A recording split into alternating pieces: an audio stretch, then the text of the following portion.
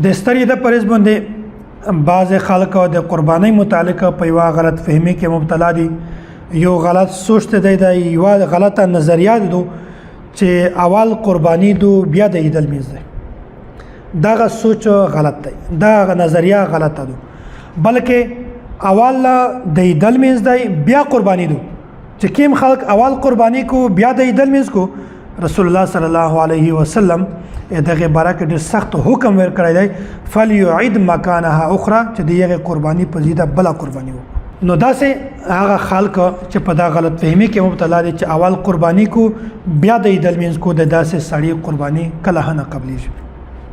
حضرت جندب بن سفیان رضی الله تعالی عنه نه دا روایت نقل شوی دی، صحیح بخاری کې دا روایت موجود دی چې زه د ستړي د پرېز باندې د نبی علیه الصلاة والسلام په خدمت کې حاضر شو.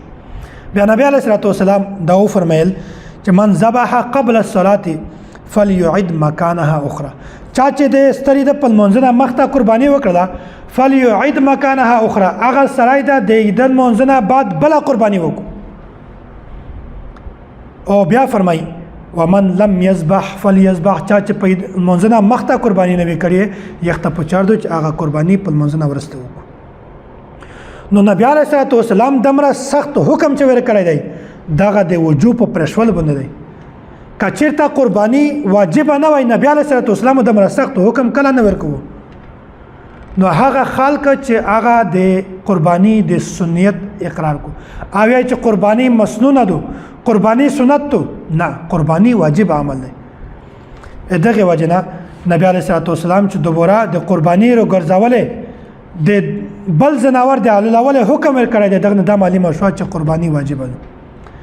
او دغه نه د امام ابو حنیفه امام اعظم امام ابو حنیفه رحمت الله علیه د موقف دلیل هدا دی چې قرباني واجبه ده، ځکه چې رسول الله صلی الله علیه وسلم دوباره د قرباني کړل حکم ورکړی دی یو سړي ته چې هغه په لمونځ نه مخته قرباني وکړو.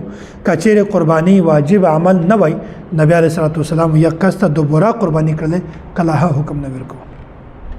نو دا معلومه شوه چې قرباني دا واجب عمل دی. او کوم خلک داس دی چې هغه په لمونځ نه مخته قرباني کو، هغه د دې سوچ غلط دی. هغه دا قرباني مخته نه کو، که چېرې چا قرباني وکړه د یک سړي قرباني کله نه قبلیږي، بلکې یک ته په چار دو چې هغه په لمونځ نه ورسته قرباني وکړو.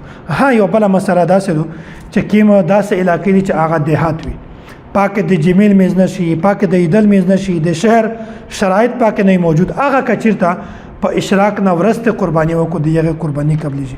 خو کومه د مو چې کوم سوچ دی دا هغه علاقې چې هغه کې نیټ چار کو، موبایل چار کو، هغه علاقې عموما د دیهات نه وتلي دي، هغه د شهر په علاقې کې د آبادۍ په علاقې کې شمیرل کېږي.